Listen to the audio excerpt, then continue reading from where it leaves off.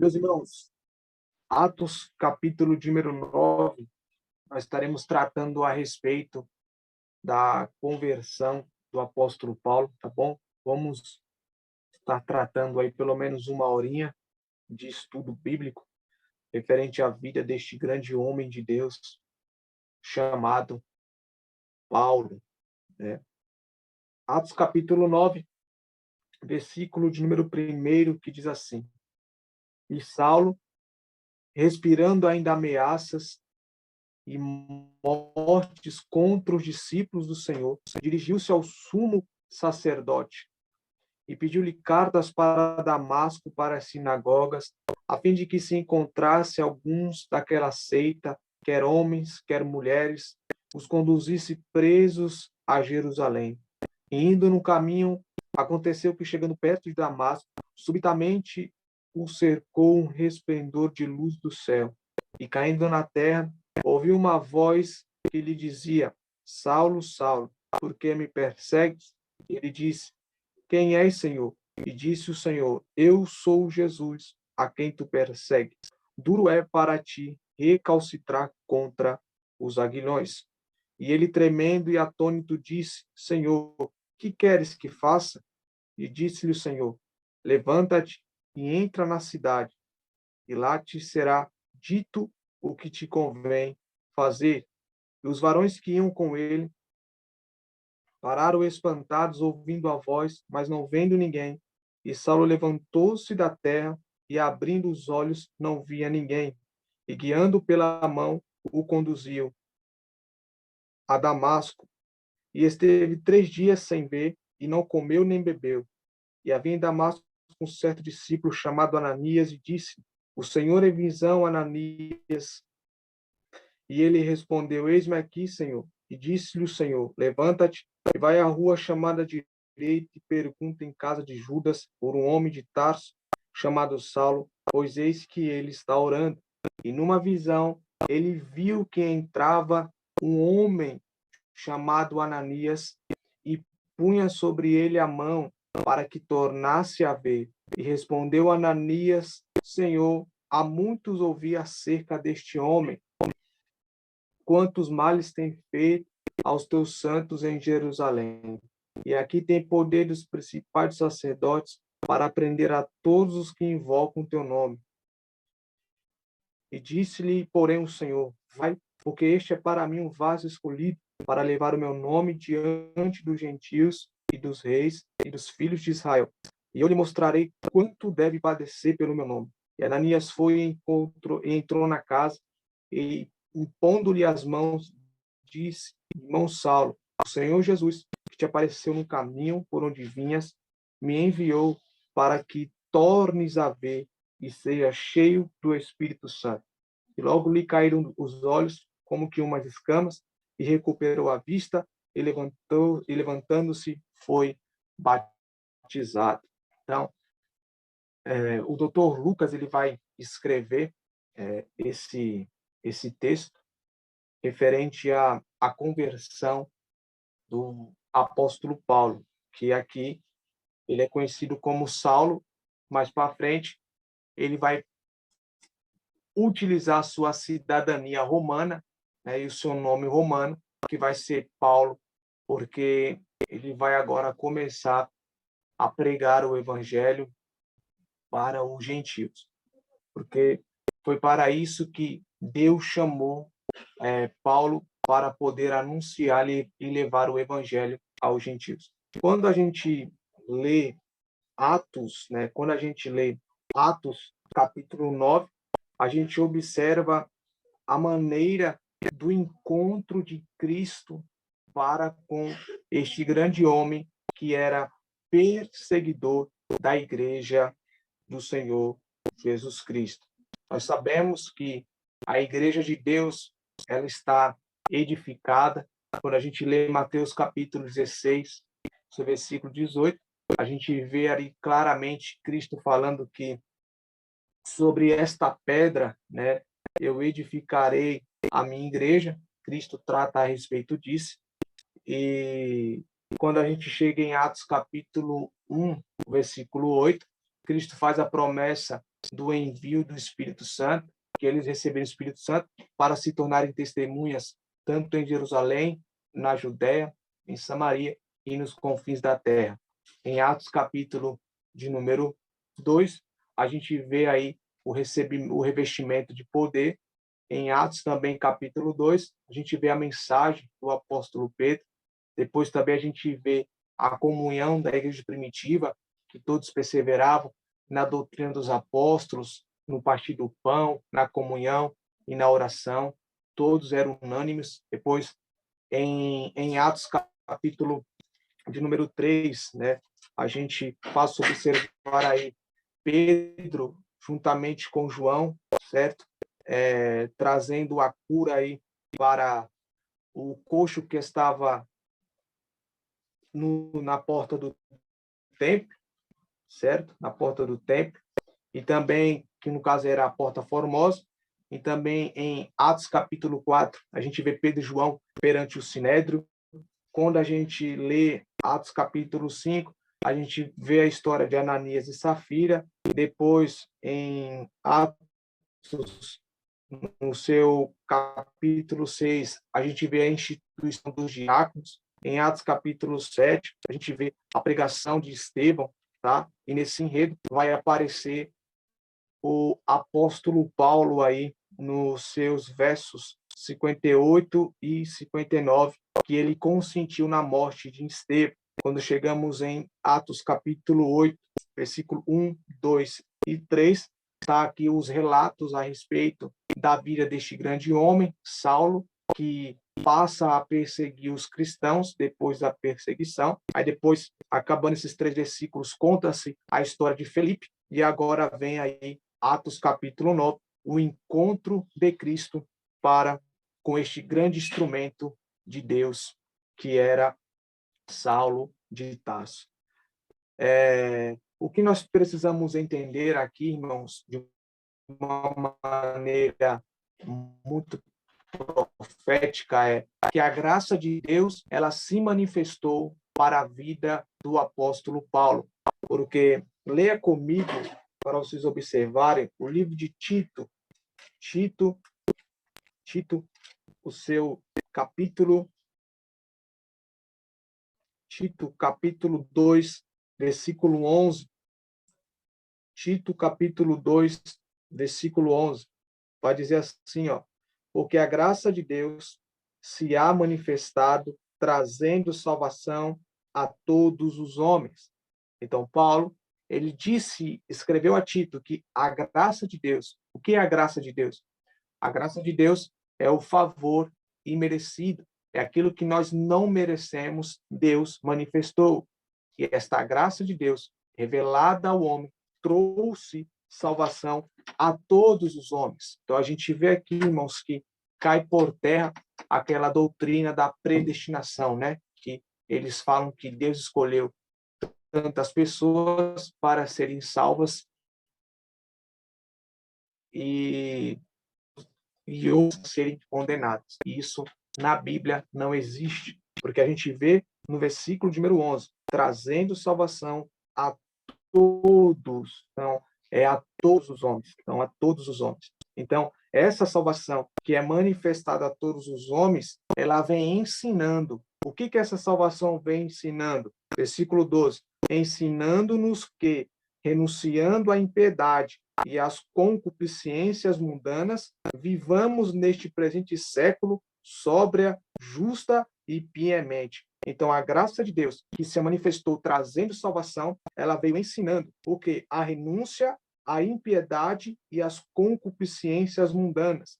Então, aqueles que são alcançados por essa graça imerecível, da parte de Deus revelada para conosco, eles têm que renunciar à impiedade, à concupiscência mundana, para que eles possam viver neste presente século, que no caso é o tempo que nós estamos vivendo, de uma maneira sóbria, certo? De uma maneira sóbria, justa e piemente. Aí ele vai dizer, versículo 3, aguardando a bem-aventurada esperança e o aparecimento da glória do grande Deus e nosso Senhor Jesus Cristo. Então, aqui, ele está falando a respeito aí dessa esperança que é o arrebatamento. Então, para você ver que a salvação, irmãos, ela é uma manifestação da graça de Deus para com o homem. Quando o homem ele recebe essa salvação, que era exatamente o que iria acontecer com a vida de, perdão, a vida de Saulo.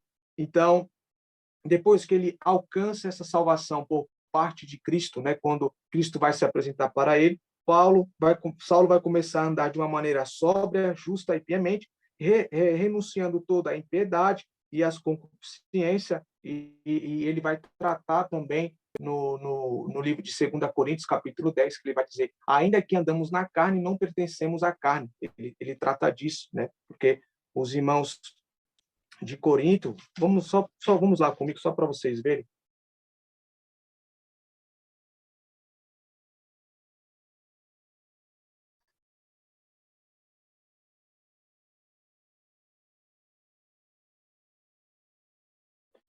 Ele vai dizer em 2 Coríntios, capítulo 10, 2 Coríntios, capítulo 10, versículo 1, ele diz assim, ó, além disto, eu, Paulo, vos rogo pela mansidão e benignidade de Cristo, eu que, na verdade, quando presente entre vós, sou humilde, mas ausente, ousado para convosco. Rogo-vos, pois, que quando eu estiver presente, não me veja obrigado a usar com confiança da ousadia que espero ter com alguns, que nos julgam, como se andássemos segundo a carne. Porque andando na carne, que está referindo ao corpo, não militamos segundo a carne, ou seja, ele não está debaixo do governo do pecado, porque a salvação trouxe para Paulo aí a renúncia da impiedade e da concupiscência mundana. Então, esse é o poder da salvação, esse é o poder da graça de Deus. É exatamente isso que aconteceu comigo e aconteceu com a sua vida. Quando a gente passou a aceitar a Cristo, as impiedades e as concupiscências mundanas, nós largamos elas, porque nós renunciamos para obtermos a salvação revelada a nós por meio da graça de Deus. E com essa salvação garantida, agora nós temos uma esperança. E qual é a esperança? É a esperança do arrebatamento, que é o nosso aguardar. Que nesse texto se cumpre exatamente o versículo de número 13 de Tito, capítulo 2. Ele vai dizer, depois que vocês renunciam à impiedade, à concupiscência, e vivem no presente século que vocês estão vivendo, de uma maneira sóbria, de uma maneira justa e de uma maneira piamente, agora tem um segredo. Qual é o segredo? Aguardando a bem-aventurada esperança do aparecimento da glória de Deus, do nosso Senhor Jesus Cristo. E foi isso que Paulo ele sempre aguardava. A gente vê nos escritos do apóstolo Paulo aí a questão da transformação do corpo, né, da ressurreição dos mortos. E Paulo ele mostra a sua esperança de ser arrebatado.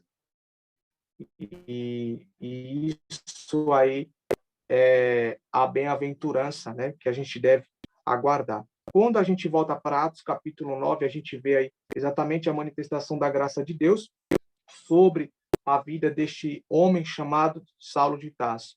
O capítulo 9, versículo de 1, vai nos mostrar que o apóstolo Paulo, né, ainda respirando ameaças e mortes contra os discípulos do Senhor, dirigiu-se ao sumo sacerdote. Então, Saulo, pelo motivo dele ser fariseu aqui neste tempo, antes da sua aceitação a Cristo, ele era exatamente aí, ele tinha acesso, propriamente dito falando, à cúpula, né, do Sinédrio ali. E quando ele chegava no Sinédrio pedindo cartas para os sacerdotes, os líderes daquele tempo ali, do farisaísmo, ele recebia essa carta, uma carta branca, para que ele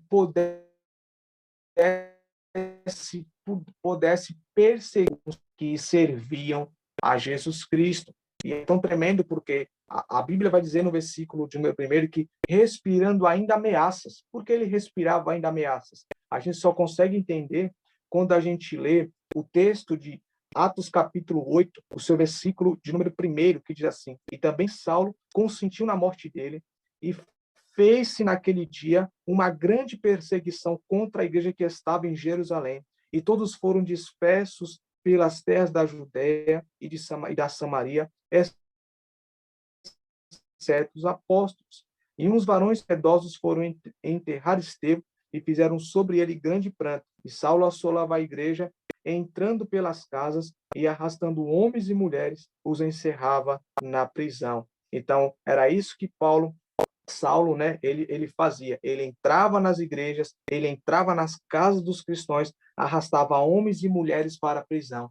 Até então, quando a gente lê os outros escritos de Atos capítulo 22 e Atos capítulo 26, que será o conjunto de Atos, capítulo número 9, a gente vai observar que Paulo ele vai falar diante do tribunal a respeito de detalhes que ele não disse em Atos capítulo de número 9, porque em Atos capítulo 9, principalmente no versículo de número 5, ele vai dizer que ouviu a voz do Senhor. Quando a gente lê Atos capítulo 26, a gente vê de qual maneira Saulo, né, ele ouviu a voz de Deus, qual foi a língua, qual foi o idioma, tá bom? E se der tempo, eu mostrarei para vocês. Então a gente vê isso, irmãos, de uma maneira grandiosa e poderosa aí. Então ele vai se dirigir ao sumo sacerdote para pedir carta branca. Quando a gente lê 1 Timóteo, capítulo 1, versículo de número 13, 1 Timóteo, capítulo 1, versículo de número 13. 1 Timóteo, capítulo 1, versículo 13, diz assim: A mim que dantes fui blasfemo e perseguidor, olha aí, e opressor. Então, Paulo foi blasfemo, Paulo foi perseguidor e opressor. Mas ele vai dizer, mas alcancei misericórdia porque eu fiz ignorantemente na incredulidade. Então, mesmo antes ele sendo blasfemo, mesmo antes ele sendo perseguidor, mesmo antes ele sendo opressor, ele alcançou a misericórdia, que é a ação da salvação de Deus para com Paulo, certo? Porque ele alcançou a misericórdia. Ele mesmo explica, porque o fiz ignorantemente na incredulidade, porque ele estava cego espiritualmente falando. E a gente pode ouvir esta cegueira espiritual, né, na questão do seu entendimento, que vai ser clareado depois da sua conversão a Deus. A gente pode ver a cegueira da incredulidade na vida de Saulo, no versículo de número 18 de Atos, capítulo de número 9. Vai estar escrito assim, ó, e logo lhe caíram os olhos como que umas escamas. Então, a incredulidade, a falta de entendimento agora que Paulo tinha a respeito de Cristo, a respeito do caminho, agora é tirada. Porque Paulo, antes da sua conversão, né, Saulo, antes da sua conversão, ele vai citar o caminho, que no caso é a igreja do Senhor, como uma seita. E a gente observa isso no versículo de número 2. Ele vai dizer, e pediu-lhe cartas para Damasco, para as sinagogas, a fim de que se encontrasse alguns daquela seita. Então, ele considerava a igreja de Deus, antes da sua conversão, como uma seita.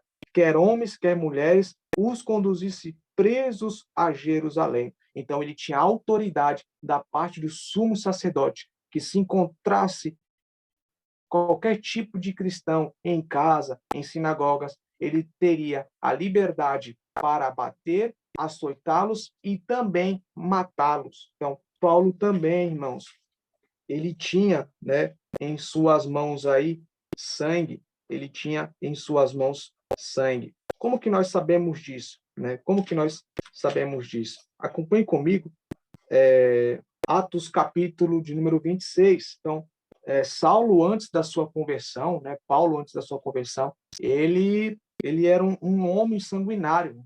As pessoas só leem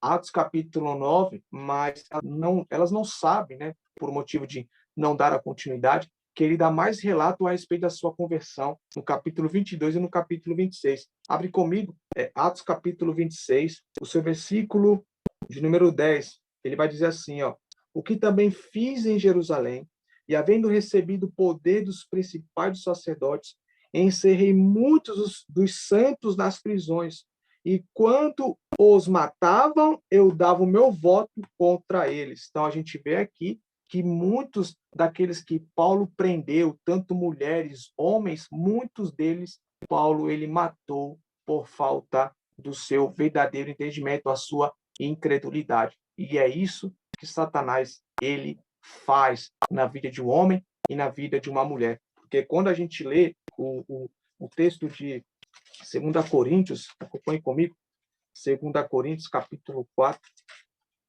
2 Coríntios, capítulo 4, o versículo de número 4, diz assim, ó, nos quais o Deus deste século cegou os entendimentos dos incrédulos. A gente leu em 1 Timóteo, capítulo de número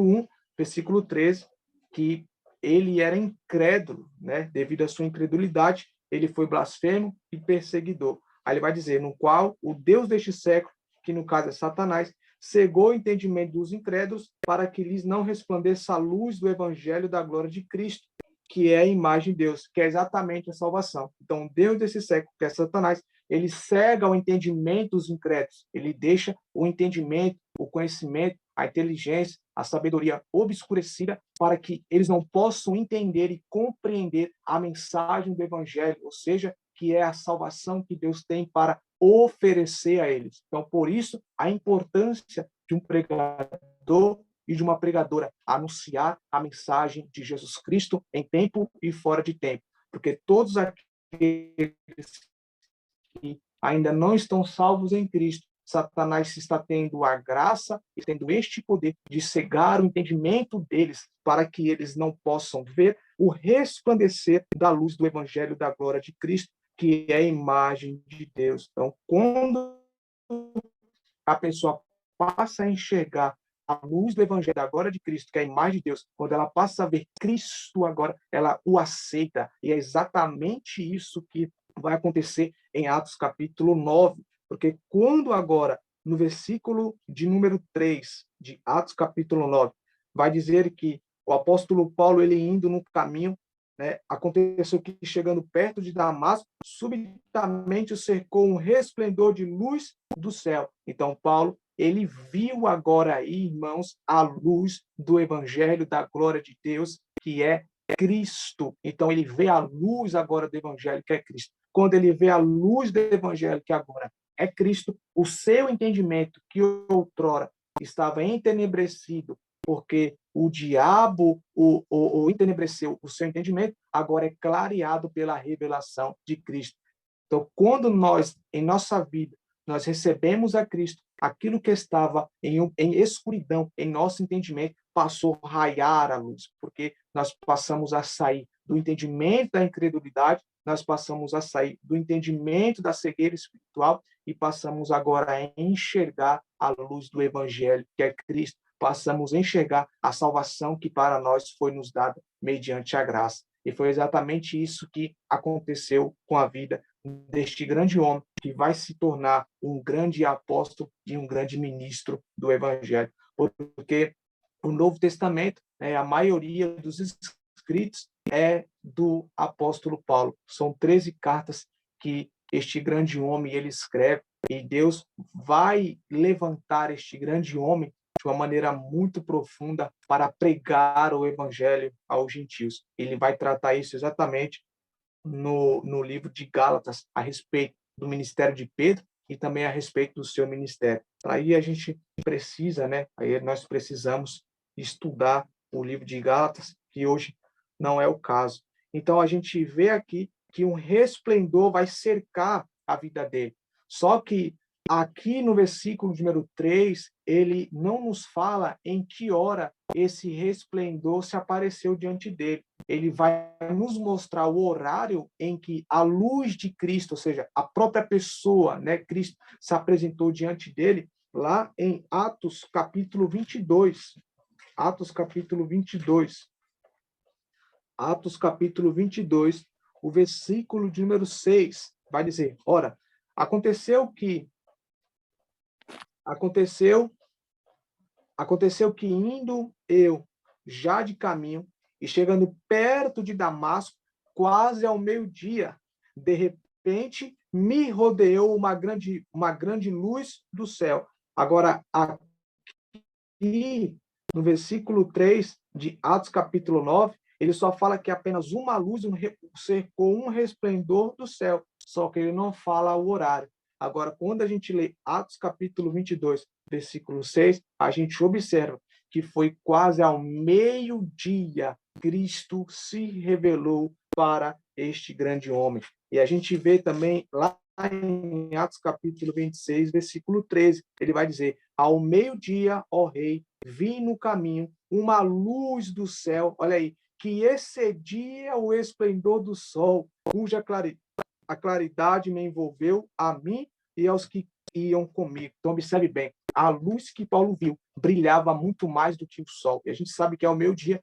o sol ele está na sua total potência até as 4 horas da tarde. Então, a luz que ele viu excedia, brilhava muito mais do que o sol, porque esta luz era a glória que estava em Cristo. A mesma glória que João viu em Apocalipse capítulo 1 é a mesma glória que Paulo ele viu, e esta glória ela excedeu a luz do sol. E aqui ele vai dizer o que ele não fala em Atos capítulo 22, versículo 6, e o que ele não fala em Atos capítulo 9, versículo 3. O que ele não fala?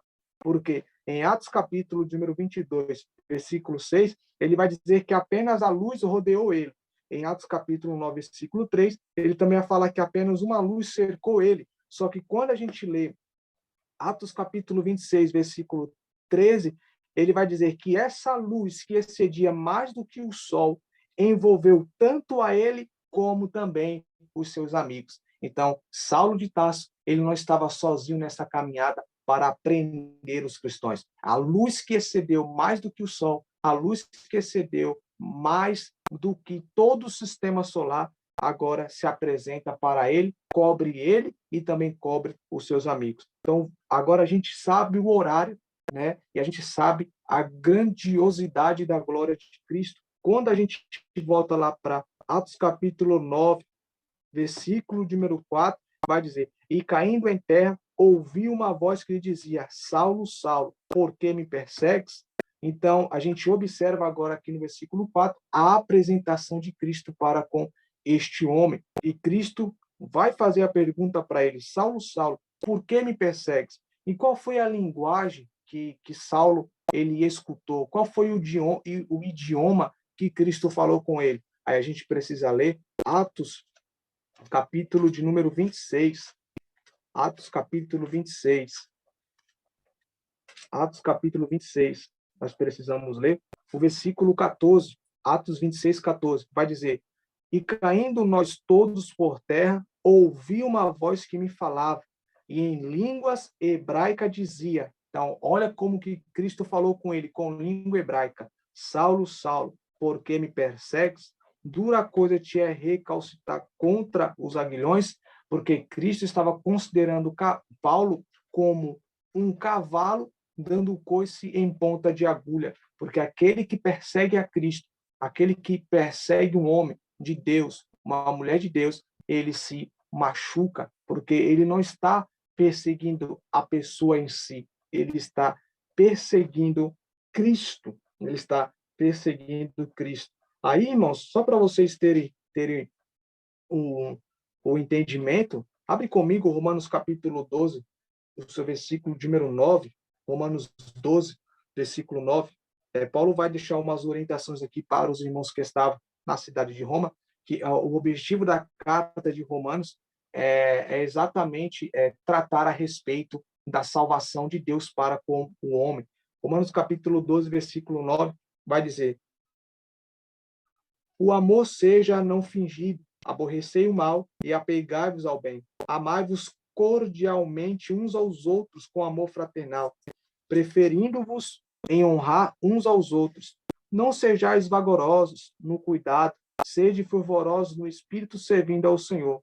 Alegrai-vos na esperança, sede pacientes na tribulação e perseverai na oração. Olha aí. Comunicai com os santos nas suas necessidades, segui a hospitalidade.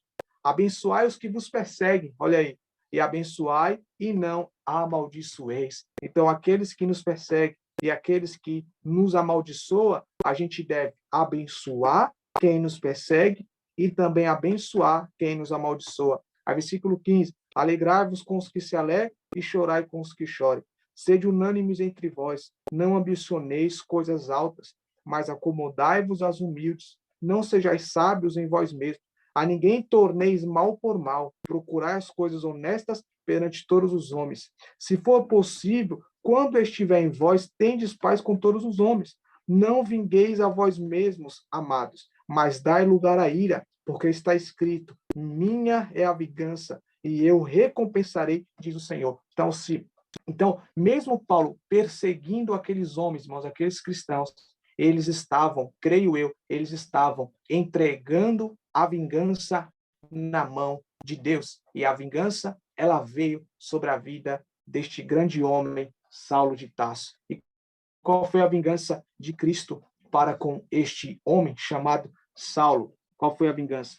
A vingança foi o encontro dele durante aí a sua ida a Damasco para prender os irmãos. É onde Cristo vai se manifestar para ele e vai deixar ele durante 3 dias cego, mostrando que a sua incredulidade ocasionou aquela situação em que ele estava vivendo. Então, Deus disciplinou a vida de Paulo, mostrou para ele o seu verdadeiro pecado, que era a sua incredulidade. Incredulidade essa que ele vai tratar em 1 Timóteo capítulo 1, versículo 13. Então, em aí, depois que Paulo ele aprende tudo isso, ele vai tratar a respeito de Romanos capítulo 12 aí, como que os conselhos que os cristãos devem ter com os que perseguem, que amaldiçoa, né, que nós devemos se alegrar na esperança, que nós não devemos ser vagarosos no cuidado, mas sim ser fervorosos no espírito, servindo ao Senhor,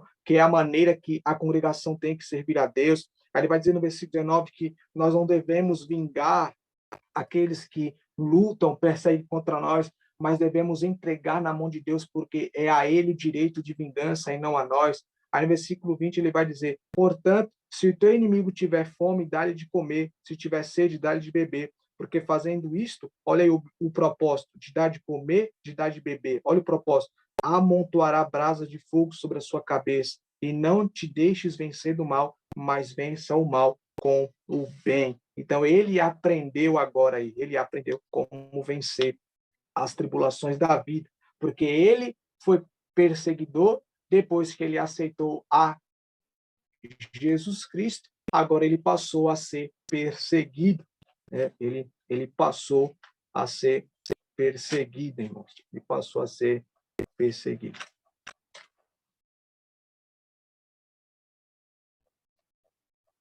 A gente vê lá em 2 Timóteo capítulo 4, versículo 14. Vamos ler do versículo 6, diz assim, ó, 2 Timóteo 4, 6. Porque eu já estou sendo oferecido por aspersão de sacrifício, e o tempo da minha partida está próximo. Combati o bom combate, acabei a carreira e guardei a fé. Desde agora a coroa da justiça me está guardada, a qual o Senhor, justo juiz, me dará naquele dia, e não somente a mim, mas também a todos os que amarem a sua vinda. Procurai vir ter comigo depressa, porque Demas me desamparou, amando o presente século, e foi para a Tessalônica, Crescente para a Galácia e Tito para a Dalmácia. Só Lucas está comigo. Toma Marcos e traz-o contigo, porque é muito útil para o ministério.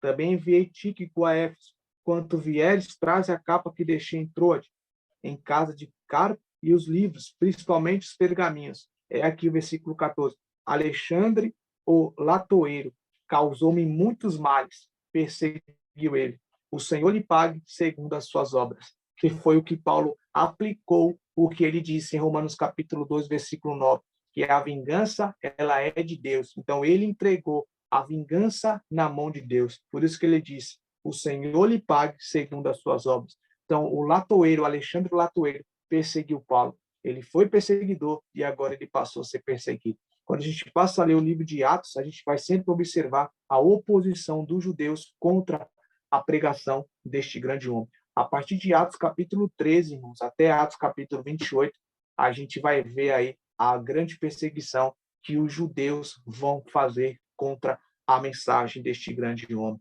E isso já foi profetizado pelo Senhor quando quando Deus vai revelar para Ananias a importância dele para com o chamado que Deus chamou ele, que é exatamente em Atos capítulo 9, o seu versículo de número 15. Atos, Atos capítulo 9, versículo 15, vai dizer assim, ó, e disse-lhe, porém, o Senhor, vai, porque este é para mim um vaso escolhido para levar o meu nome diante dos gentios e dos reis e dos filhos de Israel. Então, aqui está exatamente, né, a missão que Deus determinaria sobre a vida de Paulo. E qual era a missão? Levar o nome de Jesus diante dos gentios, dos reis e dos filhos de Israel. A gente vê aqui em Atos, Paulo pregando para os reis, né? A gente vê lá em Atos 26, 27, 28, exatamente isso, né? Félix, Ácripa e etc. Ele cumprindo isso aqui. A gente vê também ele levando a mensagem para os gentios. A gente vê isso aí a partir de Atos capítulo 13, a sua primeira viagem missionária juntamente com Barnabé.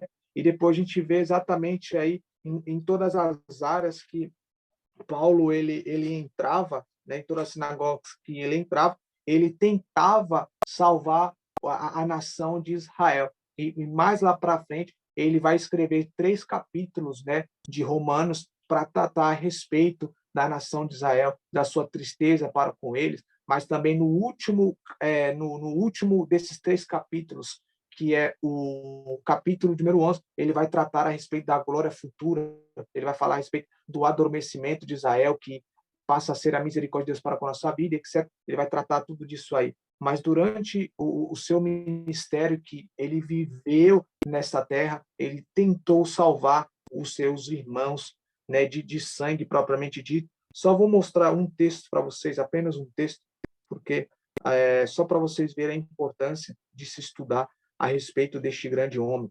Atos 13, versículo de número 47, diz assim, porque o Senhor assim não mandou, eu te pus para a luz dos gentios. Olha aí, para que sejas de salvação até os confins da terra. Aí, versículo 48, e os gentios, ouvindo isto, alegraram-se e glorificavam a palavra do Senhor e creram todos quantos estavam ordenados para a vida eterna. Então, por que os gentios se alegraram? Porque os judeus rejeitaram a mensagem que Paulo pregava, que era Cristo.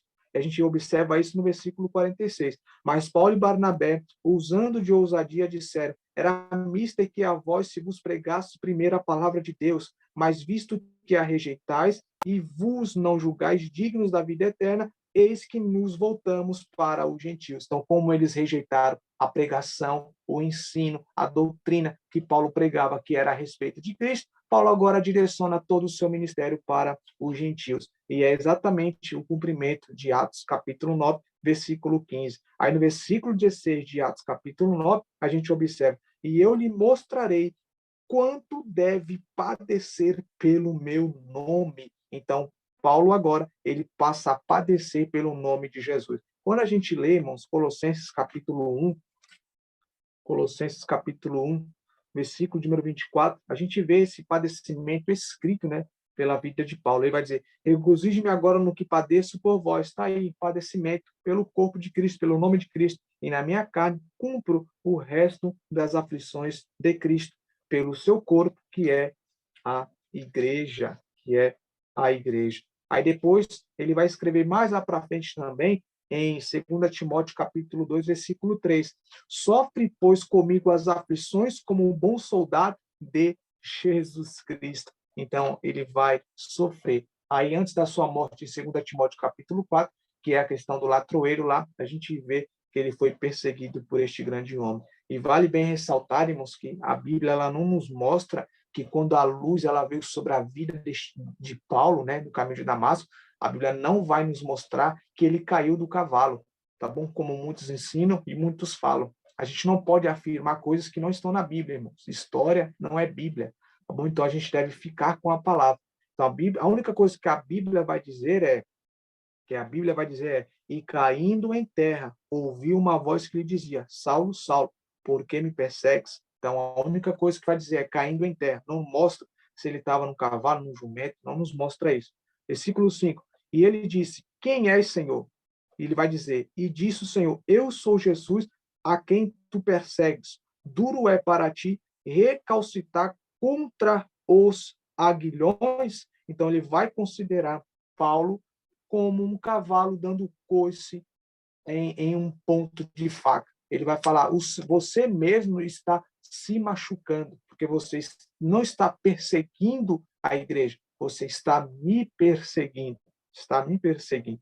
E há um grande propósito atrás do porquê desta perseguição aí que Deus levantou contra a igreja primitiva.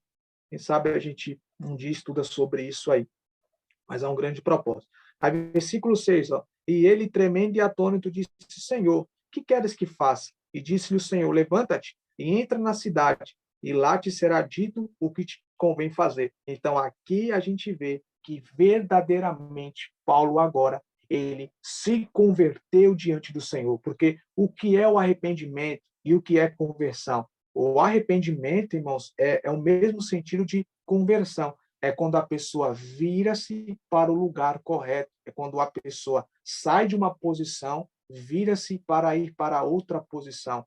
Por exemplo, foi exatamente o que aconteceu conosco. Nós saímos do pecado e viramos-se para a justiça e para a santidade. Então, isso é arrependimento, que é a palavra grega metanoia, né? Que é exatamente aí virar-se para o lugar correto. E também temos aí a palavra grega de metanoel, que significa mudança de pensamento, né? Mudança de pensamento. Então, a conversão é exatamente isso. Ela muda o pensamento da pessoa e ela muda o seu modo de andar, né? Se a outra hora ela vivia debaixo do domínio da carne, agora ela não vive mais. Se ela pensava das coisas da carne, agora ela não vive mais. E é exatamente entra os textos, né, que Paulo vai falar lá em 1 Coríntios capítulo 2, o seu versículo de número 16, que vai dizer assim, versículo 15, ó, mas o que é espiritual discerne bem tudo, e ele de nada é discernido, porque quem